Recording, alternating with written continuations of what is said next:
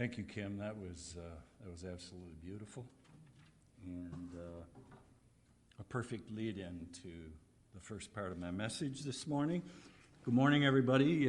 My name is Harold Ford, and I also finished my message last night,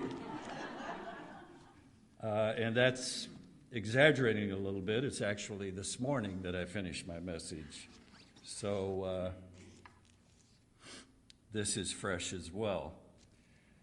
The topic will confirm that that part of our covenant to freely seek knowledge and truth this morning. Before I begin my message, I would like to say thank you to the team that makes these Sunday morning services possible. There's no way this happens solo. You need a team, a Unitarian team. So Terry and Kim and June and Thorpe and Vern and Aaron and Donna and Dave and Wynn and anybody I've missed, thank you so very much for helping with this. So, why God should be a woman? So, the name of this book is Zealot. Read it within the past year. It's authored by Reza Aslan. And for me, it was a book that profoundly affected my views of theology, the spirit life. As a result of this book, for the first time in my adult life, I now personally claim Jesus as a most important influential figure, a teacher, someone to learn from. Much as I would claim Thoreau or Gandhi or King, but not in quite the same way that my Pentecostal sister would claim Jesus. But that's all right. So, these three books, Great Turning by David Corton, When God Was a Woman by Merlin Stone, and Chalice and Blade, books that I used to prepare this morning's service, are my most recent reads, and as I said, the basis for this morning's message. All of these books are now jockeying to make my personal top 10 most important books in my life list. Orwell's 1984 is still in first place. Zealot is in the top 5. These books helped me understand, among other things, that we don't really know that much about the ancient times of our species. Our understanding of the ancient past, particularly our theological past, has only come into clear focus since World War II, in my lifetime. It's the discipline or the science of archaeology that is helping to unlock and literally unearth the mysteries of the past. But archaeology didn't get started until the late 1800s. That was a little more than 100 years ago. And when it first began, it was mostly treasure hunting and grave robbing to fill up the museums in Western societies, in Paris and London and other places. And the Bible, a book that I frankly ignored most of my adult life, is one of those archaeological pieces that will help unlock the secrets of yesteryear. But just as I believe you won't truly understand Jesus until you read works like The Zealot, I don't think you'll really understand the Bible until you read works like the other ones that I mentioned, Chalice and Great Turning and When God Was a Woman. Now, I'm going to make a confession. I'm new to this game. Some of you are already on to this that I'm going to share this morning, ahead of me. But here's what I think is important about me being up here this morning delivering this message. I'm a man, and I'm discovering goddess societies and the critical role they played in shaping human culture and faith traditions for the first time.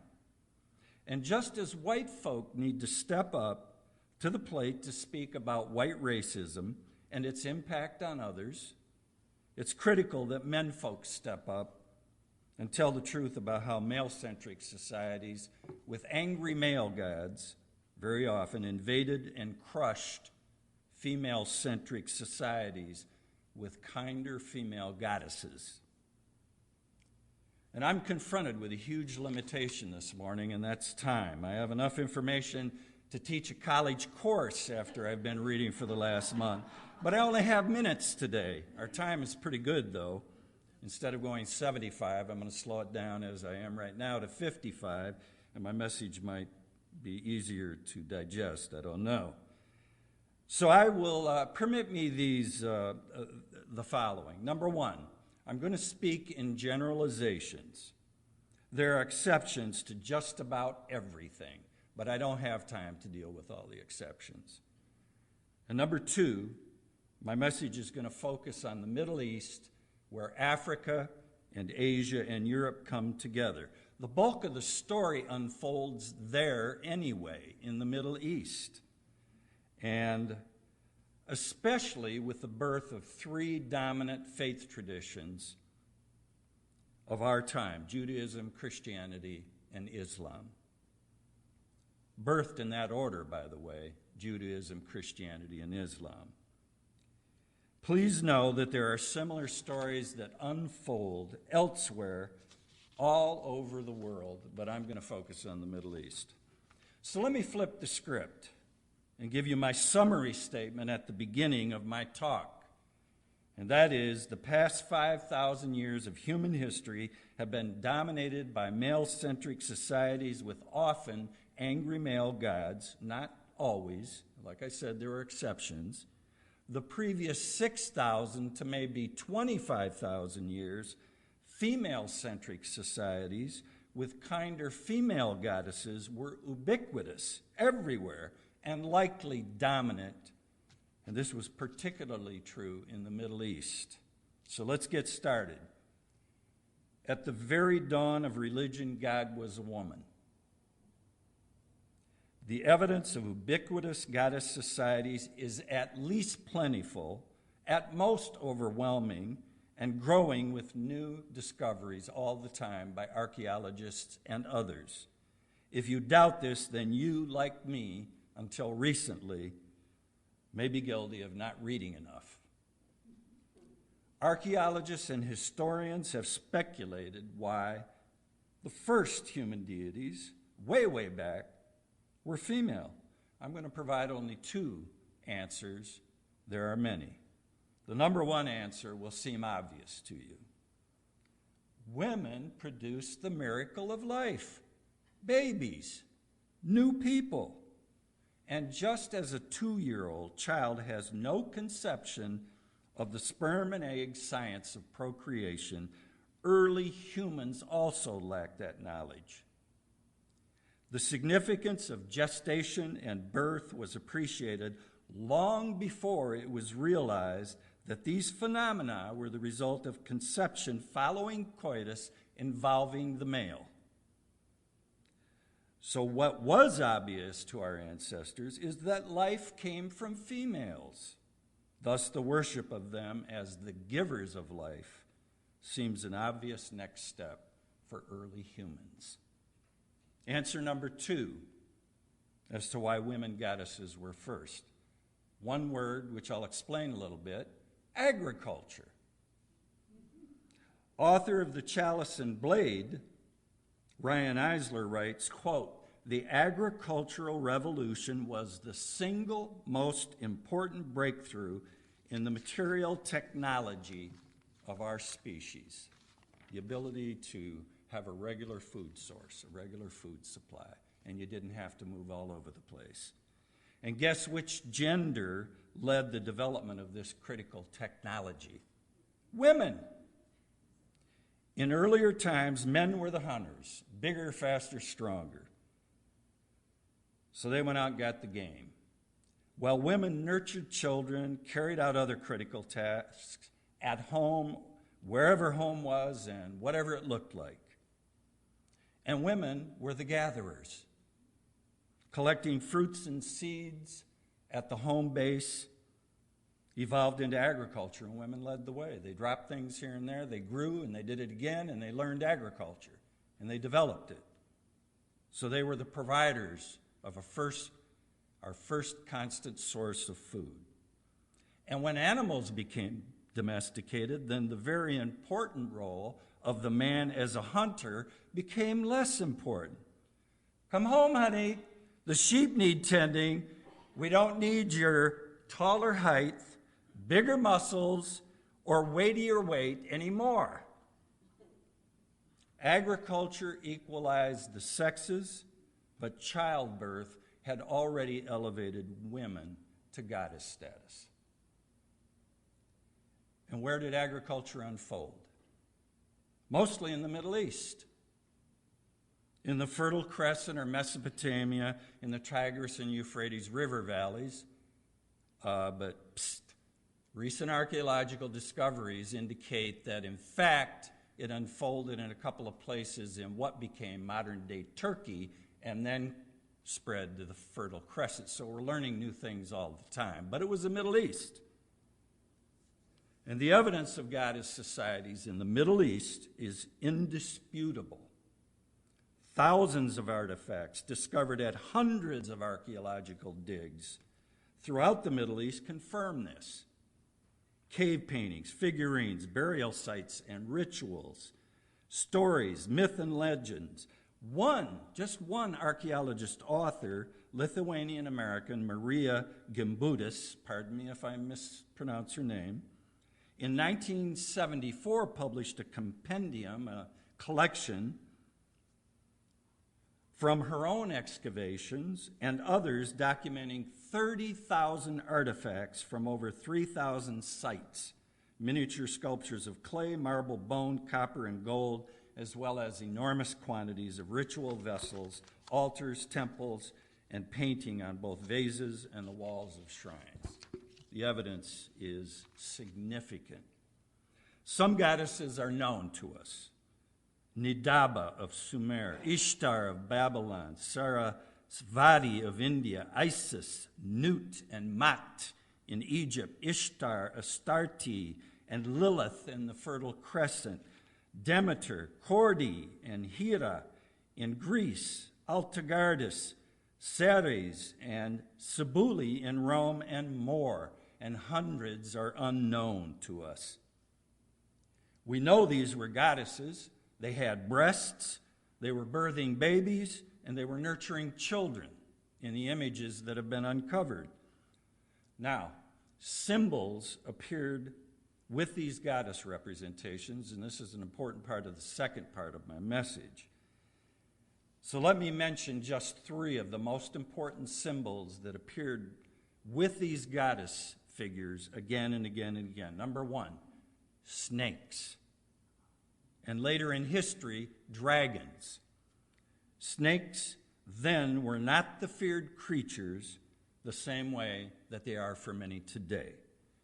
The shedding of a snakeskin represents rebirth, and women were the rebirthers. So it made sense that a snake would often be depicted with the female goddesses.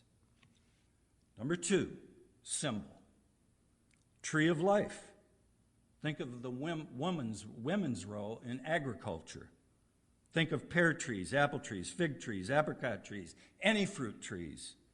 Women were associated with the trees of life as they led the development of agriculture. And number three, the chalice symbol. Sound familiar? Before Christianity, the chalice symbol appeared again and again. And the chalice is a shape similar to that of a woman's womb. Women were the givers of life. The chalice represented the giving of life. Finally, last part, what were the societal characteristics of these goddess societies? How did they live? In quick-step fashion, women often led. Societies were often, therefore, matriarchal. Next, men were not subjugated all of the time. They often shared power with women. These were what the archaeologists and historians have called partnership societies. What a wonderful idea. Third, societies were often matrilineal. Family lineage was traced via women, not men. The family name went through women. Next, there was an absence of war, no heavy fortifications, no forts, no walls, no walls, no walls.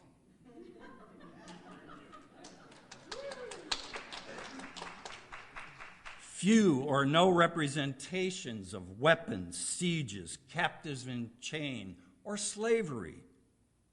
Next, technology focused on the domestication of plants and animals, food production and storage, building construction and clothing production, not weapons of war.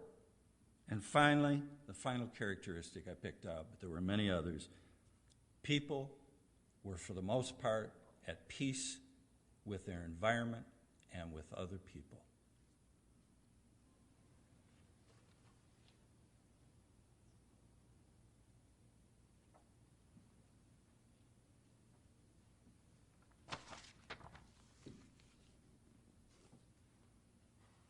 June, thanks so much. That was a beautiful reading.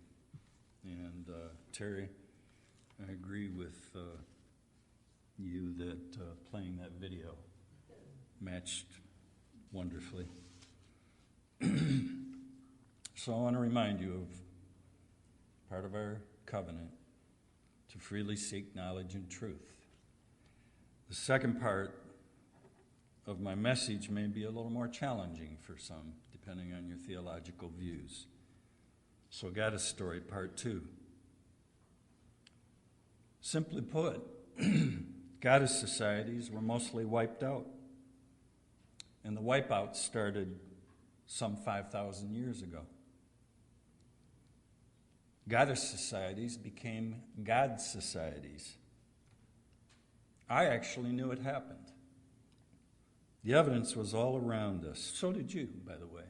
The evidence was all around us as we grew up from childhood into adulthood. Men were dominant.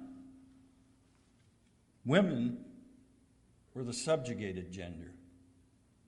Every day we saw this. Every day. Women were second class in so many obvious ways. Mother took father's name. He didn't take mother's name. Boys asked girls out on dates, not vice versa. Young men asked young women to marry, not the reverse. The sexual double standard was so clear to all of us. Guys were to get all they could. Wink, wink, nod, nod, shitty grin, smiles. Girls who did it were loose, immoral, and sometimes whores. You heard it, you saw it, you experienced it.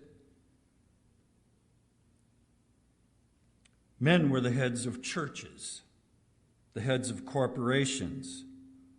All U.S. senators were men. All presidents and world leaders were men. Women were the weaker sex. Don't act like a girl. And on and on and on. Every day of our lives as we grew up. What I didn't know is where this incredibly unfair double standard for men and women came from. I didn't ask questions. I didn't do my homework. I wasn't curious enough. Shame on me. So join me as I go back 5,000 years in our UU time capsule this morning, back to the Middle East, where agriculture was invented, where matriarchal and matrilineal societies existed, where partnership societies were dominant, when female goddesses were plentiful. On the northern and the southern fringes of this Middle Eastern world of civilized agrarian societies on the edges of the earth, so to speak, were male-centric tribes that had not yet developed agriculture, that had not yet domesticated animals. They were still hunter-gatherer societies in which men were dominant. Bigger, stronger, faster men that hunted animals for subsistence. These were societies that celebrated the blade rather than the chalice. The blade brought sustenance. The blade enabled domination and destruction of animals and other humans. Development of metallurgy, as they came into contact with other societies, resulted in bigger, stronger, sharper blades and more sudden, violent, and spectacular deaths. The gods of these cultures were males. They were takers of life, not givers. They were often angry gods, warlike. Their symbols were swords and spears and lightning bolts. They were gods of dominator cultures, not partnership cultures. They were peoples and gods preoccupied with conquering and killing. The Indo-European tribes, not so much to do with India, by the way, but that's the name they got, swooped in from the north into the Middle East, from the Eurasian steppes above the Caspian and Black Seas, north of the Middle East. The Hebrew tribes swooped in from the southern deserts of northern Africa and the Arabian Peninsula, and they met in the Middle East. These northern and southern invaders laid siege to the agrarian goddess societies of the Middle East. The goddess societies didn't have a chance. They were overrun. The conquering tribes from the north and the south were patriarchal and patrilineal, and they immediately began to wipe out vestiges of the matriarchal, matrilineal, goddess-worshipping partnership societies that they had conquered. They couldn't live in the same place at the same time, apparently. They were the ancient equivalent of today's Boko Haram. The Hebrew tribes from the south brought with them an angry god of war and mountains called Jehovah or Yahweh. They and their northern Indo-European counterparts imposed on the societies they conquered a dominator model of social organization, not a partnership model, a social system in which male dominance, male violence, and a generally hierarchic and authoritarian social structure was the norm. They were really good at this. Gradually but surely, male dominance, warfare, and the enslavement of women and others became the norm. Author Ryan Eisler, who authored Chalice and Blade book that I show you, deems this prehistoric transformation of our world that I have just described some 5,000 years ago from a partnership world to a dominator world more important than anything that followed, including the fall of the Roman Empire, the Dark Ages, the Plague, and World Wars I and II. The damning and dismantling of goddess religions was fast-forwarded by Genesis, the first chapter of the Bible.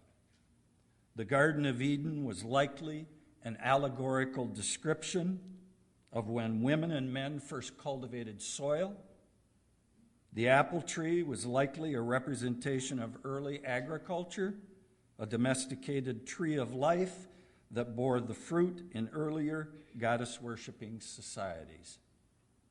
The serpent was, of course, portrayed in Genesis as a demon-like creature that urged Eve to take a bite from the apple. And she did, ignoring the admonition of a male God, thereby plunging humankind into an abyss forever. Damn Eve. Judeo-Christian Islamic theology and practices have been damning her ever since for 5,000 years. Damn matriarchy. Damn matrilineage. The Hebrews, then the Christians, and later the Muslims set about, remember I'm speaking in generalizations now, that are generally true, but there are exceptions. I will mention a very important one in a moment.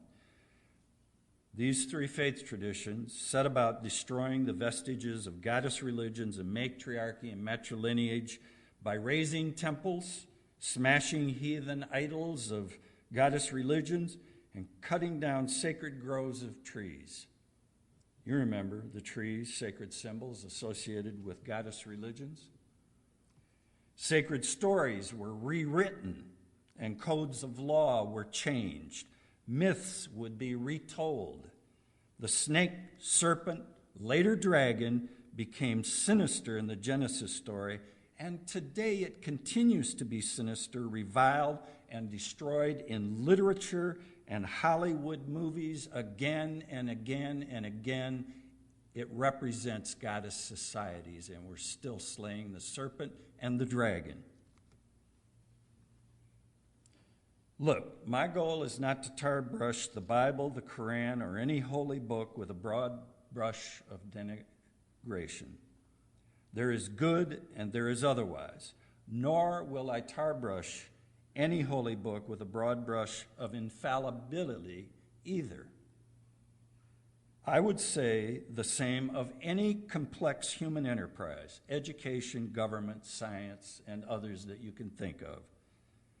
But I can no longer ignore, however, the vilification of goddess religions and the denigration of women throughout the Old and the New Testaments. The submissive position of a female was firmly established by page 3 of the nearly 1,000 pages of the Judeo-Christian Bible. There are dozens and dozens of examples. According to the Hebrew law, for example, a woman had no right to money or property upon divorce. A woman could be stoned or burned to death for losing her virginity before marriage. Upon being the victim of rape, a single woman was forced to marry the rapist. If she was already betrothed or married, she was to be stoned to death for having been raped. But a few examples of many. Read the story of Lot or of Jezebel. Plentiful examples abound in the New Testament. Paul's letter to the Ephesians, quote, "Wives, submit yourselves unto your husbands as unto the Lord, for the husband is the head of the wife." Timothy 2:11 through 14, "Let the woman learn in silence with all subjection. But I suffer not a woman to teach, nor to usurp authority over the man, but to be in silence." Corinthians, "The head of every man is Christ, and the head of the woman is the man." The Quran tells us men have authority over women because God has made the one superior to the other, so good women are obedient.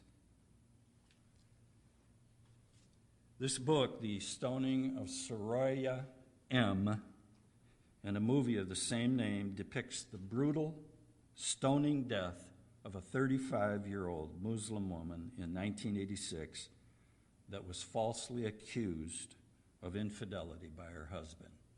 He knew it was a lie, but he wanted to marry another woman. And the movie and the book are brutal.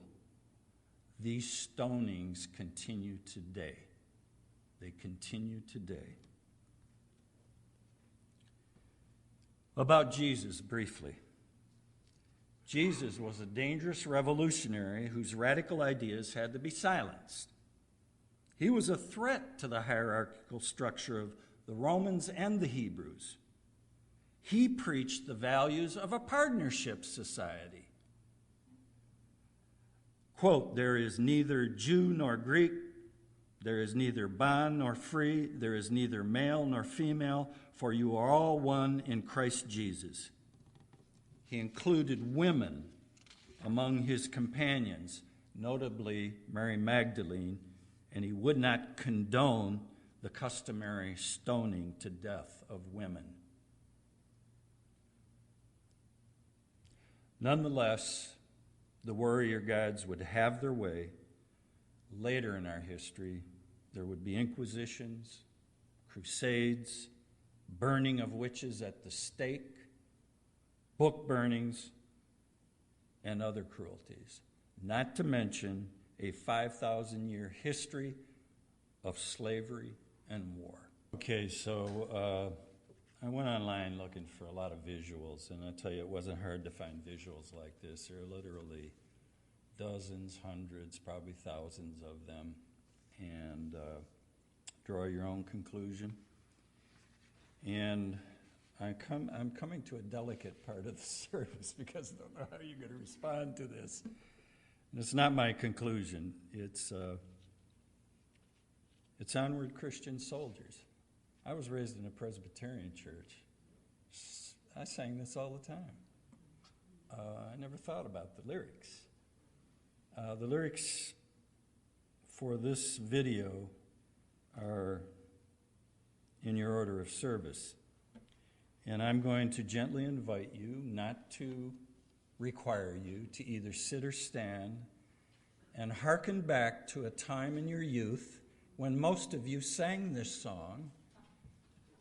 You did, so did I, and think about the lyrics in the context of the message that I presented today. So, Thorpe, if you'll play this, I'm going to lead the music as bad as my voice is, and so can you and anybody else. It's a great music. I had not sung that in a long time before I did the research for this service, but I loved singing that song when I was younger. The music was great. I didn't think about the lyrics. I didn't know that much about history. How many of you sang that song when you were in church? Almost everybody. There you go. The music is wonderful. So let me conclude this. The first verse of what I think is my favorite Bob Dylan song goes something like this. Come gather, and if you know the lyrics, join me. Come gather round, people, wherever you roam, and admit that the waters around you have grown, and accept it that soon you'll be drenched to the bone. If your time to you is worth saving, then you better start swimming or you'll sink like a stone, for the times they are a-changin'. Thank you, you sound great. So after 5,000 years of warfare, slavery, subjugation of women, degradation of our environment, the development and proliferation of modern weaponry, I believe that the survival of our species is at stake. I'm worried, for sure. Frankly, I've been worried ever since the Cuban Missile Crisis when I was in high school in 1963. Somebody can press a button and we're all gone? A lot of us? All of us? I mean, it was a new reality that we had to live with. Hide behind your desk when the bomb was going off in Flint, Michigan, and you would save you.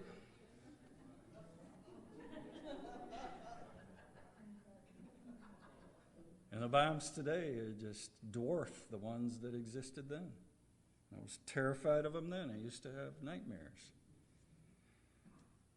But I'm hopeful as well because there's evidence that the times they are a-changing, that the values of earlier goddess partnership societies are still present in our modern world. Sometimes present hope is derived from the distant past. I derive hope, for example, when I read the words or I found out that the words of Jesus in the lost and found Gnostic Gospels, those chapters that didn't make it into the Bible, are comforting. Author and Gnostic Gospels expert Elaine Pagels reports on a secret tradition derived from Jesus through James, his brother, love James chapter of the Bible, and through Mary Magdalene. Members of this group prayed to both a divine Father and a divine Mother. And I've got the prayer.